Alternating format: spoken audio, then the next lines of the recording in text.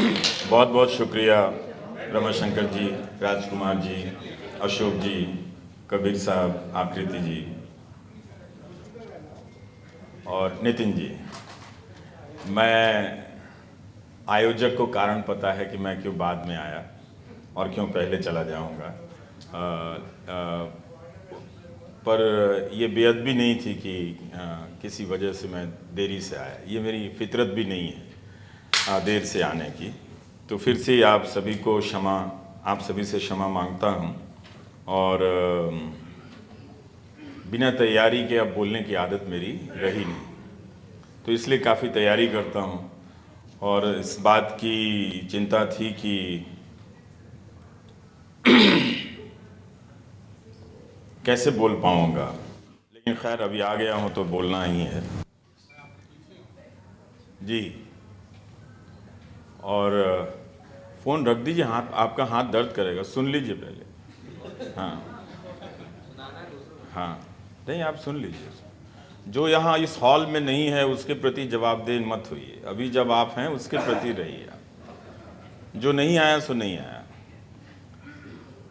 10 साल हो गए इस मीडिया पर लिखते बोलते हुए, और इस दौरान इसको भीतर से बाहर से परखते हुए और अपने ही बोले हुए को बार बार संदेह के निगाह से देखते हुए कि कहीं कितना इसमें अतिरेक है और जो बोला जा रहा है वो वास्तविकता की कितनी करीब है। हर बार लगता है, और अब ज़्यादा लगता है, कि जो मौजूद ही नहीं है उसके बारे में बोलना बहुत मुश्किल है। मीडिया का जो आकार है वो अब उसके नाम में बचा है, उसका जो काम है वो निराकार हो चुका है, वो है नहीं। अब उसके बारे में मुझे बोलना है। कुछ पत्रकार होते, अच्छी बुरी गलतियां होती तो उनका विश्लेषण किया जा सकता था। क्या ऐसा हो सकता है कि आप क्रिकेट नहीं खेलते हैं फिर भी आप क्रिकेट कहलाएंगे? ऐसा हो सकता है? ऐसा नहीं हो सकता है। लेकिन आप बिना पत्रकारिता किए हुए मीडिया या एंकर कहला सकते हैं। मैं मीडिया की बात जब भी करता हूं तो हमेशा उस मुख्य धारा की बात करता हूं जिसे सरकार और बाजार कई लाख करोड़ रुपए के विज्ञापन देते हैं, आप लोगों की नहीं। इस पेशे को लोकतंत्र की अनिवार्य एजेंसी के रूप में देखा जाता है, जिसे लाखों करोड़ रुपए का विज्ञापन मिलता है। अब तो ये लोकतंत्र का अनिवार्य हत्यारा बन गया है। आज चुनौती ये है कि अगर लोकतंत्र को बचाना है, संवैधानिक मूल्यों को बचाना है, या बचे हुए लोकतंत्र को जिंदा रखना है कि जितना है उतना ही रख लें, तो इस मीडिया से लोकतंत्र को बचाना पड़ेगा। इस दौरान 10 साल, जो 2014 जिसके बारे में प्रधानमंत्री जी ने कहा कि वो तारीख नहीं है, बदलाव का एक युग है। जो अपने पेशे में नहीं दिखी वो चीज है सपना। मुख्य धारा के भीतर काम करने वाले पत्रकारों के बीच अपने पेशे को लेकर कोई सपना नजर नहीं आता। जब मैं मिलता हूं लोगों से, और जब सपना नहीं है तो जाहिर है जज्बा भी नहीं होगा। पत्रकारिता का कोई भी मूल्य, कोई भी सपना संवैधानिक मूल्यों और लोकतांत्रिक मूल्यों के बगैर तो हो ही नहीं सकता है। उनके भीतर का पत्रकार होने, अच्छा पत्रकार होने की होड़ या सपना, अब सब कुछ खत्म हो चुका है और सबने तरह तरह के बहाने ओढ़ लिए हैं। जो उनकी मुखरता थी समय समय पर या असमय या आदतन, वो सब अब मिमियाहट में बदल गई है। और ये कोई छोटी इंडस्ट्री की बात नहीं कर रहा हूं, काफी बड़ी इंडस्ट्री है। हजारों की संख्या में लोग इसमें काम करते हैं। काम करने के लिए हजारों की संख्या में लोग पत्रकारिता की पढ़ाई करते हैं, और इन सब की संख्या मिला दें तो ठीक ठाक एक संख्या बन जाती है। फिर भी पत्रकारिता को लेकर इनके बीच कोई सपना नजर नहीं आता मुझे। ऐसा होना चाहिए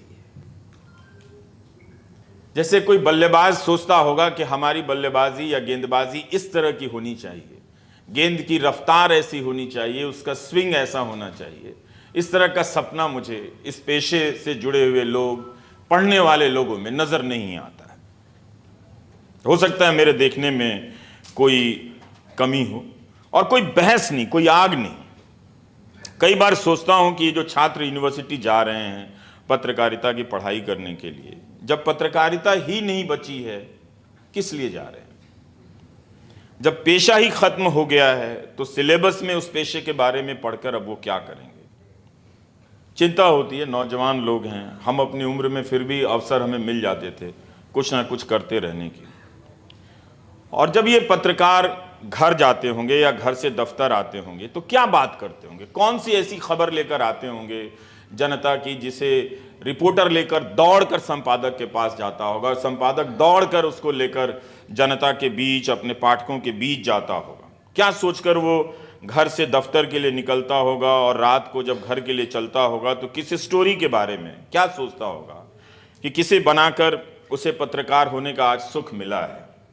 इसका हम सबको अनुभव हुआ था, इसलिए इसकी बात कर रहा हूं। जब हम इस पेशे में आए थे तो दूसरे चैनल के पत्रकारों से भी इस तरह की बातें हुआ करती थी कि तुम्हारी स्टोरी में वो एंगल छूट गया था, हमारी स्टोरी ज़्यादा करेक्ट है तुमसे, तुमने गलत सोर्स से बात की है, तुम्हारा लेकिन शॉट अच्छा था, तुम्हारा कैमरामैन अच्छा है, पर हमारे चैनल के कैमरामैन अच्छे नहीं हैं। तो इस तरह की बातें होती थी।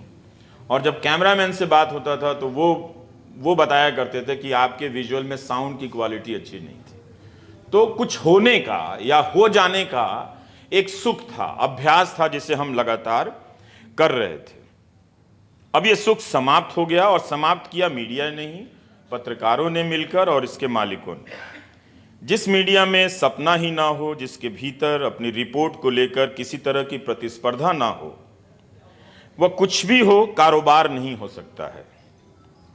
आज की तारीख में आप गोदी मीडिया के चैनलों में प्रोडक्ट के आधार पर फर्क करना चाहें तो आप नहीं कर पाएंगे। इनके बीच ही मीडिया होने या एक दूसरे से अच्छा होने की प्रतिस्पर्धा समाप्त हो गई है, मगर इनका बिजनेस चल रहा है। इस पर लंबी बातचीत हो सकती है कि किस तरह बाजार का विज्ञापन, कॉरपोरेट का पैसा, नफरत फैलाने की और लोकतंत्र की हत्या करने की इस इंडस्ट्री में लग रहा है। पहले मीडिया बहाना बनाया करता था जब उस पर सवाल उठते थे कि आपका कंटेंट बहुत खराब है, तो एक बहाना था कि दर्शक ही ऐसे हैं, टीआरपी नहीं आती है तो हम टीआरपी के लिए वैसे करते हैं, जीने के लिए।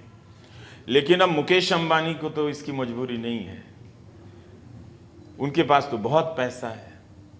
टीआरपी से कितना पैसा आता है? 20 करोड़, 25 करोड़।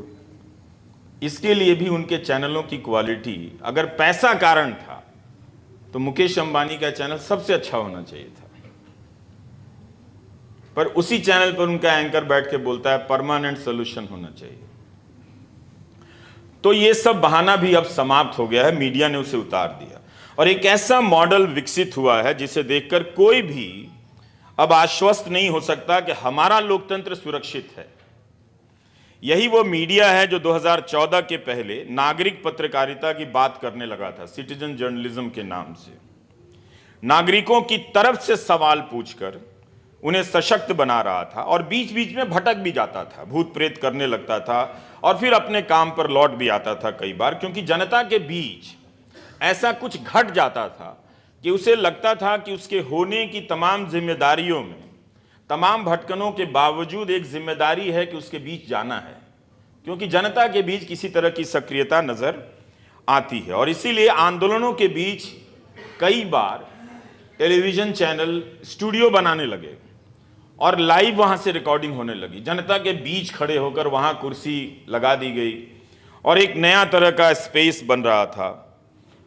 तो वो अक्सर वो जाता था क्यों जनता के पास? वो इसलिए जाता था कि वो अपने होने की शक्ति उसी से ग्रहण करता था कि ये हमारी ताकत है, ये हमारे पाठक हैं, ये हमारे दर्शक हैं। 2014 के बाद से मीडिया ने अपनी शक्ति के उस स्रोत को बदल लिया। वो सोर्स ही खत्म कर दिया कि हमें जनता से शक्ति नहीं लेनी है। सरकार से शक्ति लेने लगा और पूछना बंद कर दिया सरकार से, जनता से पूछने लगा। आपको चिन्हित करने लगा, आपके लेखकों को चिन्हित करने लगा, उन्हें गद्दार, देशद्रोह, तरह तरह के नामों से पुकारने लगा। वो एक तरह से जैसे चुनावों के समय पहले बाहुबली हुआ करते थे, उसी तरह से अब ये सूचना के नए बाहुबली हैं। ये सारे लोग लठायत हैं।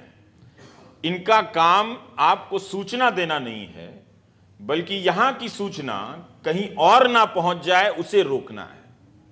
ये सूचना के लठायत हैं ये सारे।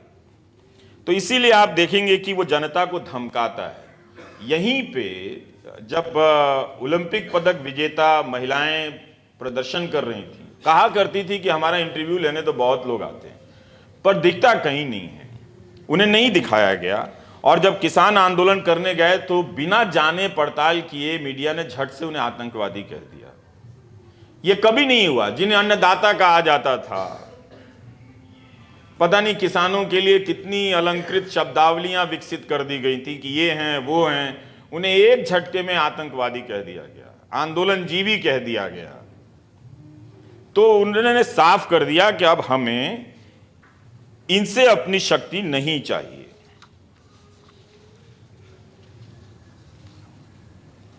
तो जब मीडिया जनता का ही विरोधी हो जाए, विपक्ष का विरोधी हो जाए, तो उससे उम्मीद करना कि वह किसी तरह से संविधान का पालन करेगा, अपने खाली समय को बर्बाद करना है, मैं तो नहीं करता।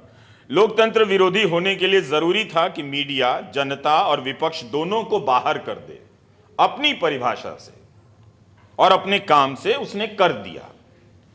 इसलिए 2014 सिर्फ तारीख नहीं है, बदलाव का युग है। इसके बाद एक चीज की और जरूरत थी, सूचना को बाहर कर देने की। वो काम भी बहुत आसानी से किया गया।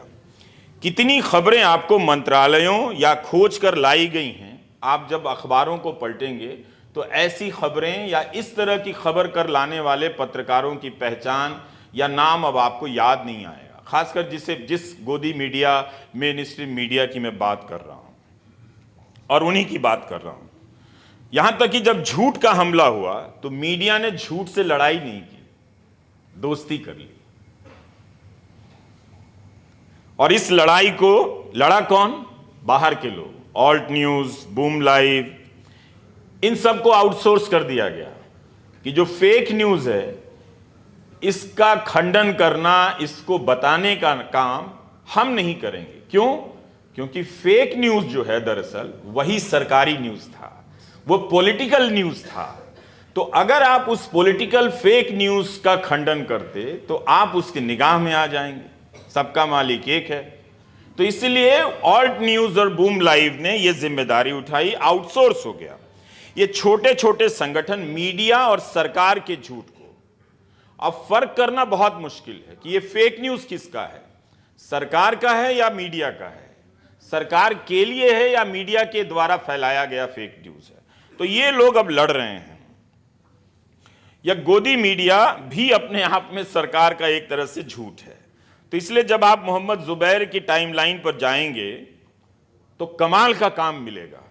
यह अकेला नौजवान सिर्फ भारत के फेक न्यूज की बात नहीं, इसराइल के समर्थन में जिस तरह के फेक न्यूज मटेरियल का इस्तेमाल होता है और जिस तरह से वो पर्दाफाश करता है, वो कमाल की बात है।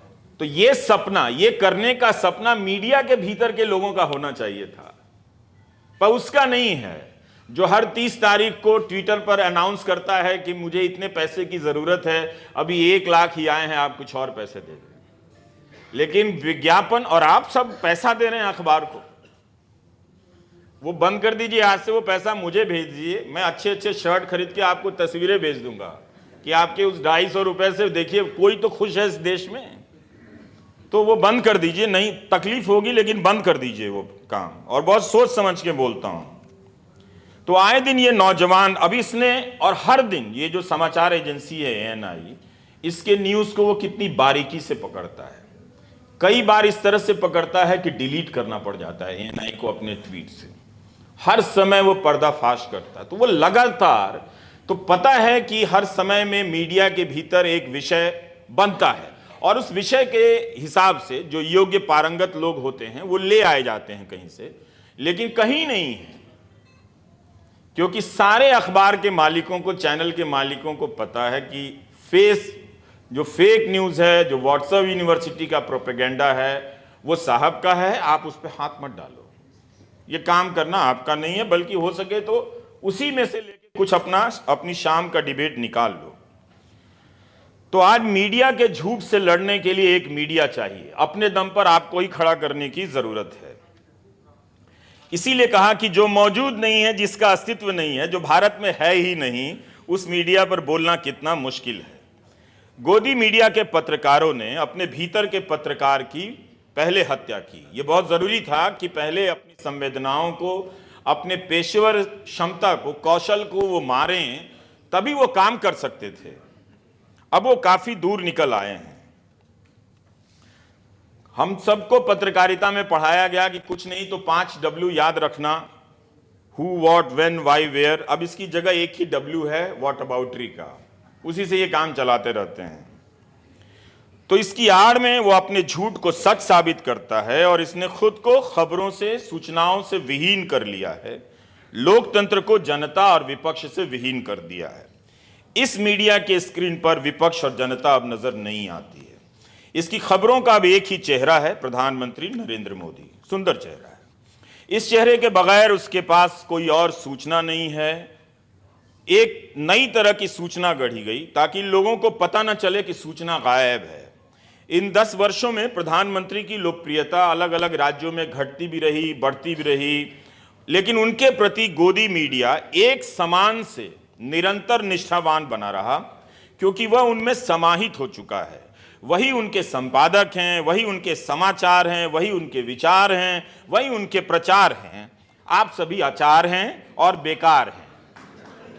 इस मीडिया में आप मोदी, बीजेपी, आरएसएस, बजरंग दल सबके गुण देख सकते हैं, मगर विपक्ष आता है तो मरियल सा बताता है, उसका उपहास उड़ाता है, विपक्ष के सवालों को कभी जगह नहीं देगा, अदानी और पुलवामा को लेकर कभी सवाल नहीं करेगा, और इस तरह से दिखाता है कि वो दिखाई ना दे, उनका काम नजर ना आए, उन्हें जो भी समर्थन मिल रहा है उसे रिजेक्ट करता है। राहुल गांधी, आदित्य ठाकरे, तेजस्वी यादव, ये सब 50 के आसपास और उससे नीचे के नेता हैं उम्र के हिसाब से। तो ये नई पीढ़ी के नेता थे। इन्हें जोकर बनाकर पेश करेगा, इन्हें करप्ट बनाकर पेश करेगा। उस देश में जहां युवा नेताओं की बात होती है, वहां युवा इन युवा नेताओं को नहीं दिखाएगा, बल्कि 70 साल के नेता को युवाओं के नेता के रूप में लगातार पेश करता है। उनके काम करने के घंटे का प्रचार करेगा, उनसे सवाल नहीं करेगा।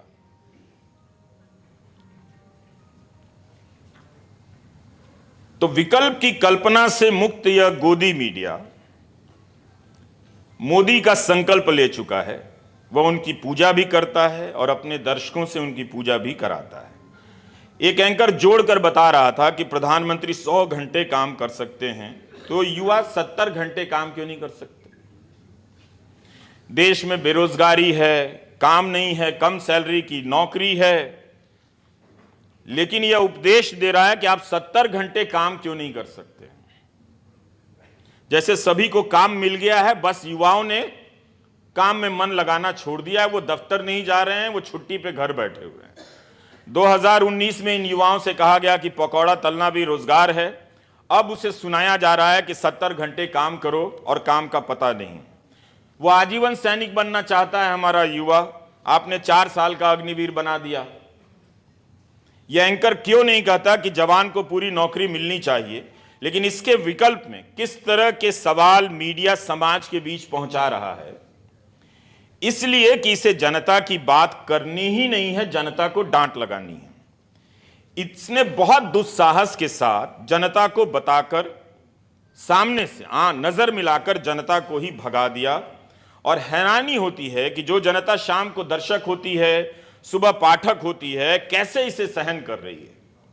क्या इसके पास इस गोदी मीडिया के को ना देखने का कोई भी लोकतांत्रिक तरीका नहीं बचा है? भारत के लोकतांत्रिक इतिहास में मीडिया समय समय पर कभी स्वतंत्र रहा, कभी नहीं रहा, कभी आधा रहा, कभी गुलाम रहा, मगर इसका पाठक कभी भी गुलाम नहीं था, इसका दर्शक कभी भी गुलाम नहीं था। वह एक स्वायत्त संस्था थी दर्शकों और पाठकों की। मगर अब पाठक और दर्शक होने की स्वायत्ता ही समाप्त हो गई है। जिस तरह से पत्रकारों ने अपने भीतर के पत्रकार की हत्या कर दी, उसी तरह इन दर्शक और पाठकों ने अपने भीतर के दर्शक और पाठक की हत्या कर दी। उसकी जगह धर्म को बिठा लिया है। ऐसा नहीं है कि उनके भीतर संवेदनाएं नहीं हैं, बिल्कुल हैं, मगर उनकी जगह किसी की हत्या पर खुश होने, किसी समुदाय के परमानेंट सॉल्यूशन की बात करते हुए गर्व करने की एक नई संवेदना आ गई है। तो जो गोदी मीडिया और उसके पाठक और दर्शकों का संबंध है, इस पर गहराई से और आप विद्वानों को अध्ययन करना चाहिए। यह केवल राजनीतिक ही नहीं, मनोवैज्ञानिक संबंध भी है जो विकसित हुआ है। अब वह सही खबर नहीं पढ़ सकता। जब तक गलत खबर नहीं पढ़ेगा तब तक मानेगा ही नहीं कि उसने जो खबर देखी है वो सही है।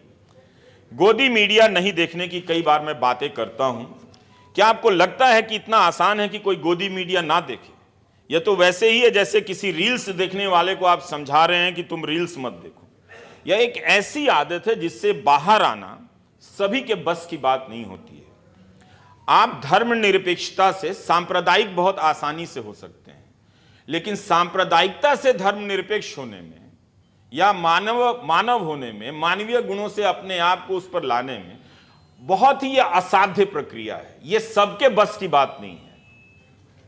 जो एक बार सांप्रदायिक होता है वो बहुत लंबे समय के लिए सांप्रदायिक होता है, और जो सांप्रदायिक होता है वो उसके साथ साथ हत्यारा भी होता है। अगर हत्यारा नहीं होता है तो हत्या का समर्थक होता है।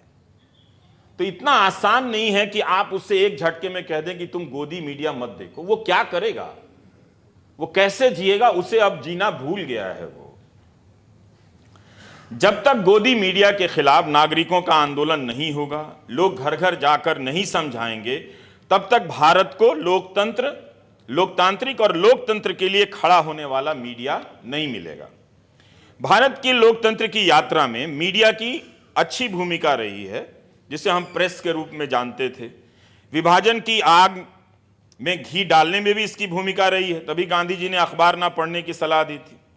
अखबारों की विभाजनकारी खबरों पर टिप्पणी बहुत लोगों ने की है, लेकिन कई बार सोचता हूं कि 1947 के आसपास उन सांप्रदायिक संपादकों और पत्रकारों का आगे चलकर क्या हुआ, पत्रकारिता में भी और पत्रकारिता के बाद वे क्या करने लगे, किस तरह से समाज में स्थापित हुए, इसकी जब कल्पना करता हूं तो जिज्ञासा होती है कि जानूं जरा कि जिन लोगों ने 1947 के समय में इस तरह की सांप्रदायिक खबरें उठाई, उड़ाई, छापी, और जिसके नतीजे में कई जगहों पर दंगे हुए और कई बार सरदार पटेल की झुंझलाहट भी मिलती है, देखने को, पढ़ने को मिलती है, तो क्या हुआ उन लोगों का क्या हुआ? क्या वो राजनीति में सुरक्षित हुए, समाज में प्रतिष्ठित हुए?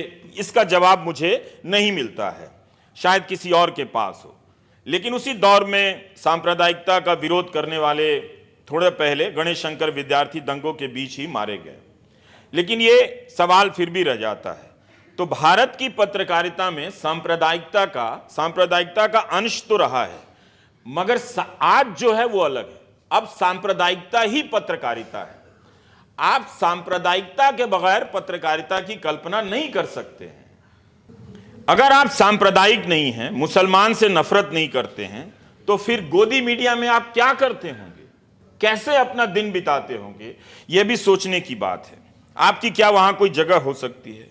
तो आज पत्रकार होने के लिए सांप्रदायिक होना और एंटी मुस्लिम होना पहली शर्त है। और जब आप सांप्रदायिक हो गए तो आप किसी भी तरह से लोकतांत्रिक और संवैधानिक नहीं हो सकते। वो संभावना आपके भीतर ही खत्म हो गई, वो किसी संस्थान से पैदा नहीं की जा सकती है। और हिंदू मुस्लिम का मैं इस्तेमाल नहीं करता, मैं अक्सर एंटी मुस्लिम का इस्तेमाल करता हूं, क्योंकि अब सब एक तरफा है।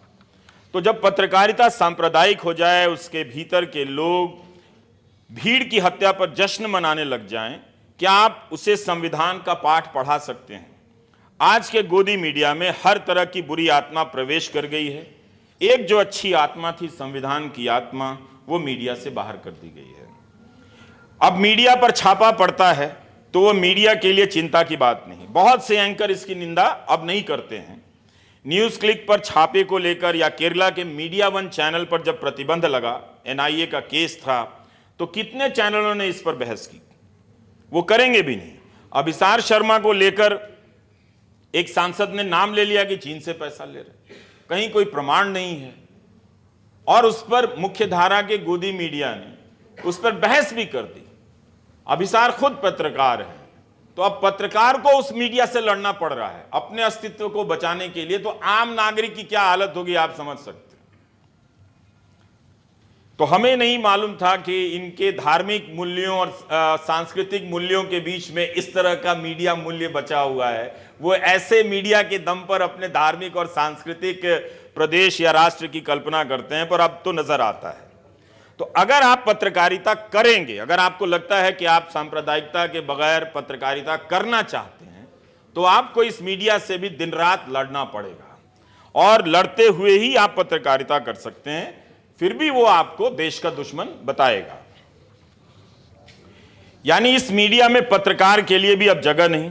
प्रेस क्लब में नोएडा के कितने चैनल समर्थन में गए होंगे, अब किसी कोई तो नहीं गया होगा। तो अब बहस ये सब होती नहीं है। गोदी मीडिया के मूल्यों का भी अब संहार कर रहा है।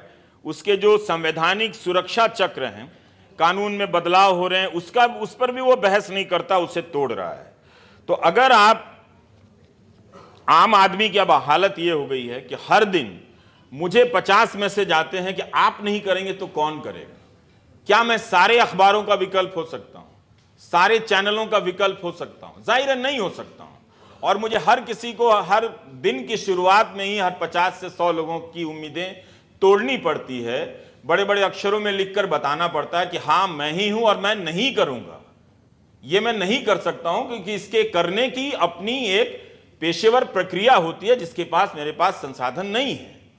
जो चैनल चल रहे हैं, जो अखबार चल रहे हैं, ये उन्हीं को करना है।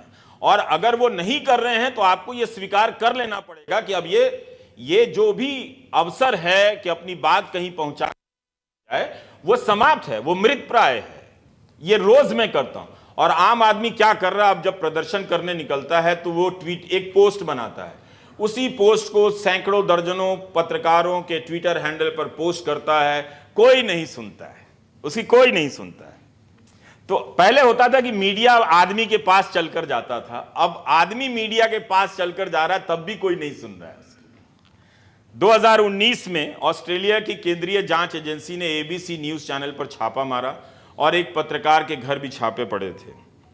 तो क्या हुआ था कि इसके विरोध में वहां के जितने भी क्षेत्रीय अखबार थे, कम प्रसारण वाले, और राष्ट्रीय अखबार थे, अधिकतम प्रसारण वाले, इन सब ने अपने पहले पन्ने पे कुछ काट-पीट लगा दिया, काले रंग से जो लिख के उस पे काली स्याही लगा दी कि जिससे आप पढ़े नहीं। विरोध में सारे अखबारों ने किया था और टीवी चैनलों पर विज्ञापन चला था कि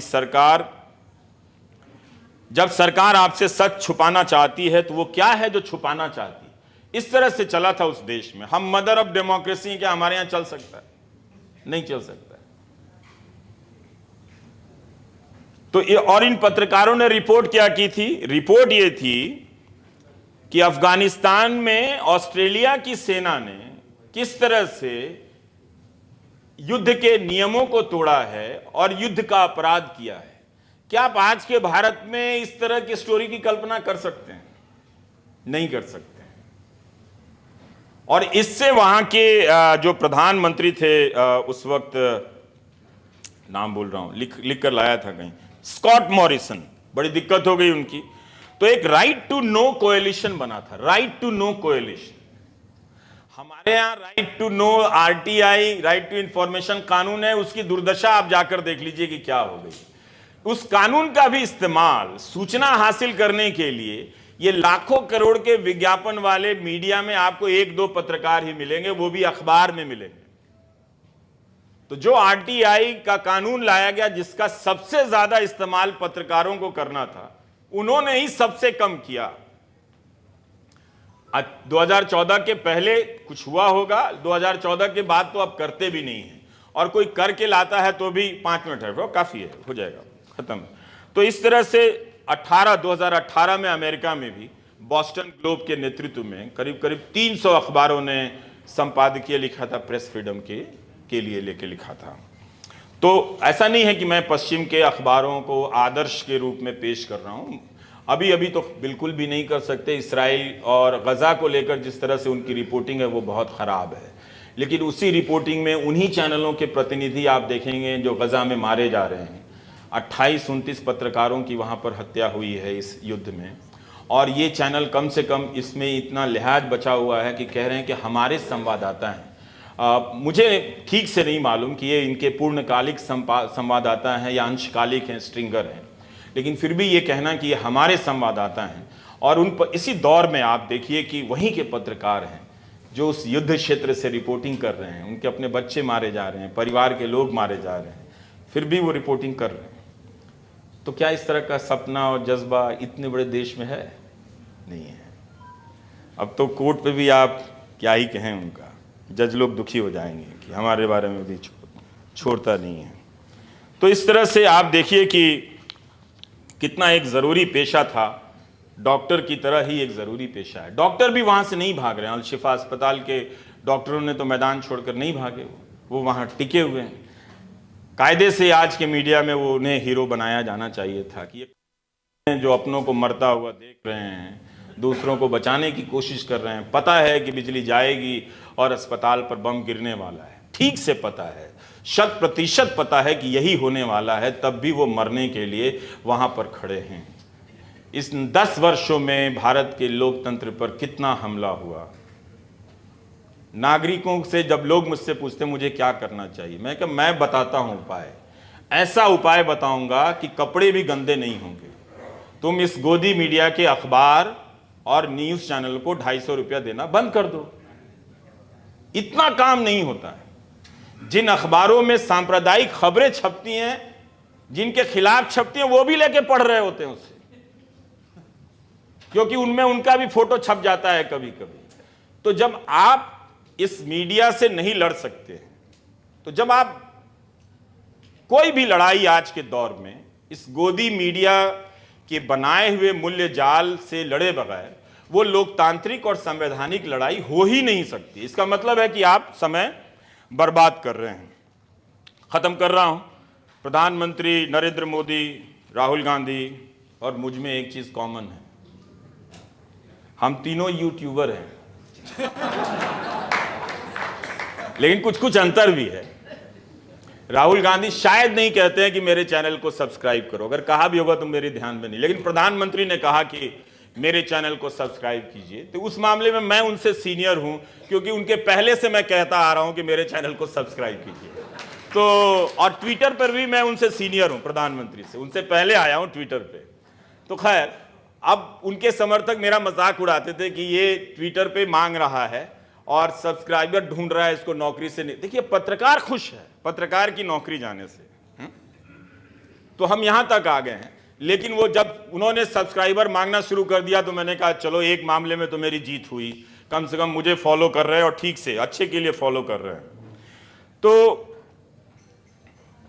यह है कि आपको समझना चाहिए कि प्रधानमंत्री को क्यों यूट्यूब पर आना पड़ा, राहुल गांधी और मुझे क्यों यूट्यूब पर आना पड़ा। दोनों के कारण अलग हैं। प्रधानमंत्री के पास अगर बाजार का मीडिया उसे छोड़ ही दीजिए, बेहिसाब दूरदर्शन के तमाम चैनल हैं, आकाशवाणी के तमाम चैनल हैं, इसके बाद भी उन्हें यूट्यूब पर जाकर कहना पड़ा कि आप हमें सब्सक्राइब कीजिए। इसलिए नहीं कि टेलीविजन के बताया जाता है कि दर्शक कम हो गए हैं, ये कुछ कारण रहे होंगे, या फिर इन एंकरों की साख खत्म हो गई है तो अब ज्यादा उससे वसूली नहीं हो रही है। पर मुझे लगता है कि ये बहुत ज्यादा मजबूत कारण नहीं है। हमें ये कभी भी भ्रम में नहीं रहना चाहिए कि YouTube का जो स्पेस है वो कोई गैर सांप्रदायिक स्पेस है। वहां पर ज्यादा सांप्रदायिकता, मुख्य धारा के गोदी मीडिया से कहीं ज्यादा सांप्रदायिक पत्रकारिता या फिर सामग्रियां, ऐसे कार्यक्रम मजबूती से जमे हुए हैं। तो प्रधानमंत्री उनके तक पहुंचने के लिए कह रहे हैं कि मुझे भी सब्सक्राइब कर लो और अपने अपने कार्यक्रम में मेरा भी थोड़ा थोड़ा डालना शुरू करो। तो ये किए है। लेकिन राहुल गांधी को मीडिया ने जिस तरह से ब्लॉक किया, एक विपक्ष के नेता को, वो जब भी प्रेस कॉन्फ्रेंस करते हैं अदानी के मामले पे, तो वो तो कभी दिखाया नहीं जाता है, कभी उस पर बहस नहीं होती कि राहुल, क्योंकि जब आप बहस करेंगे तो अदानी पर जितने भी खबरें छपी हैं वो सब रिसर्च में ऊपर आ जाएंगे। प्रवक्ता बोलने लग जाएगा तो करना ही नहीं है। तो इस तरह से आपके सामने ये स्थिति बना दी गई है। सत्यपाल मलिक का इंटरव्यू जब राहुल गांधी कर रहे थे तो मुझे अच्छा नहीं लगा। अच्छा अपने लिए नहीं कि भारत की पत्रकारिता अब इस हाल में हो गई कि विपक्ष के नेता को पत्रकार बनना पड़ रहा है और जो पत्रकार है वो विपक्ष की हत्या कर रहा है। तो इसलिए मुझे अच्छा नहीं लगा। और यह भी लगा कि जिस नेता को मीडिया ने मजाक उड़ाया और कमजोर साबित कर दिया, उस नेता ने अपने एक इंटरव्यू से लाखों करोड़ की इंडस्ट्री वाले मीडिया को हमेशा हमेशा के लिए शर्मिंदा कर दिया कि जब तुम नहीं हो तो हम विपक्ष का नेता भी बनेंगे और हम इंटरव्यू भी करेंगे। यह बहुत दुखद क्षण था जब मैं उस इंटरव्यू को देख रहा था। देखते समय हर क्षण मुझे बहुत दुख हो रहा था कि इतना बड़ा देश, इस मीडिया का इकबाल इतना गिर गया कि नहीं, अभी हम भ्रम में नहीं रहते हैं। लेकिन खैर 7 फरवरी 2023 को, मैं अब बात खत्म कर रहा हूं, प्रधानमंत्री नरेंद्र मोदी ने कहा था कि इन लोगों को ईडी का धन्यवाद करना चाहिए कि ईडी के कारण ये लोग एक मंच पर आए हैं। ईडी ने इन लोगों को एक मंच पर ला दिया। जो आरोप विपक्ष लगा रहा था कि आप ईडी का राजनीतिक इस्तेमाल कर रहे हैं, उस आरोप की स्वीकृति वो संसद में कर रहे थे कि ईडी के कारण इनकी एकजुटता हुई है, ईडी ने इनको ला दिया है। जो काम देश के मतदाता नहीं कर पाए, देखिए अब वो मतदाता को भी कोस रहे हैं।